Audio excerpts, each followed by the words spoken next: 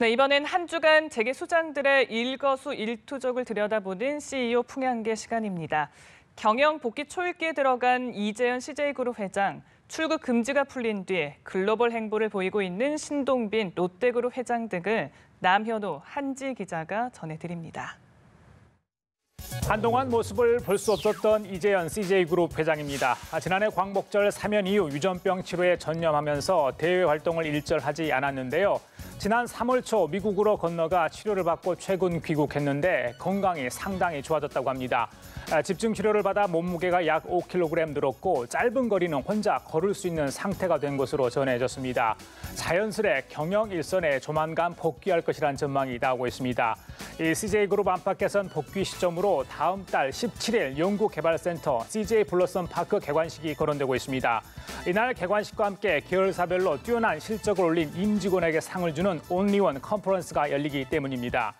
이 회장의 경영 복귀는 약 4년 만인데요. 최근 박근혜 전 대통령에 대한 뇌물 공여 혐의에서도 벗어난 만큼 복귀와 함께 CJ그룹은 공격적인 경영에 나설 것으로 관측됩니다.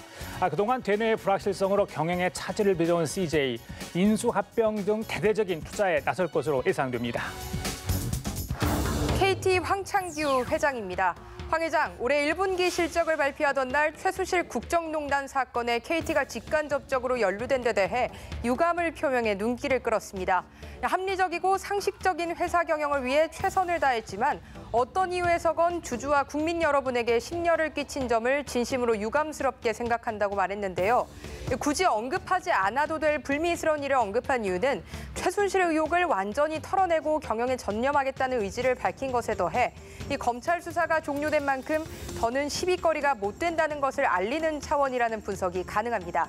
황 회장은 이번 일을 교훈 삼아 외풍에 흔들리지 않으면서 일관되고 투명한 경영 활동을 하겠다고 말했습니다. 1분기 KT의 실적을 보니 매출과 영업이익이 모두 동반 상승했습니다. 황 회장으로서는 연임 확정 후 받은 첫 성적표인데요. 제2기 경영체제를 산뜻하게 출발한 셈인데 이런 상승세를 이어갈지 주목됩니다. 오는 10일이면 병상에 누운 지 3년이 다 되는 삼성 이건희 회장입니다.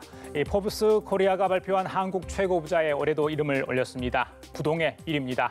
이 회장의 재산은 부인인 홍라의 전 삼성미술관 리움 관장의 재산을 포함해 18조 7,068억 원으로 작년에 비해 4조 넘게 늘었습니다. 삼성전자 주가가 연일 상승하고 있기 때문인데 지분 3.38%를 갖고 있는 이 회장의 주식 가치는 10조 원을 넘었습니다.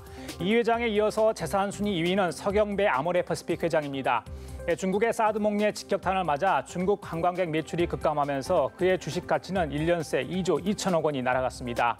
또 눈에 띄는 CEO는 1년 새 재산이 5천억 정도 늘어난 자수성가형 부자의 대명사인 박현주 미래에셋 회장입니다.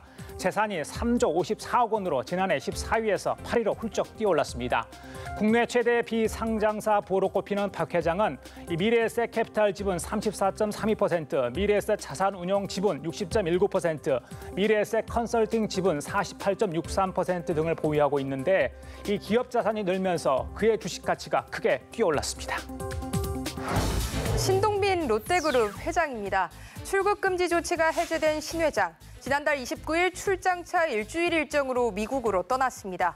신 회장은 지난해 6월 검찰의 롯데그룹 비리 수사가 시작된 뒤 같은 해 7월부터 9월까지 출금 상태였는데요. 이후 최순실 게이트 관련 조사를 받으면서 다시 출금 대상으로 묶인 뒤 지난달 17일 불구속 기소되면서 출금 조치가 풀렸습니다. 이번 출장은 10개월 만에 장기 출장으로 황금 연휴 기간 재판 일정이 없어 출장 일정을 잡은 것으로 알려졌습니다.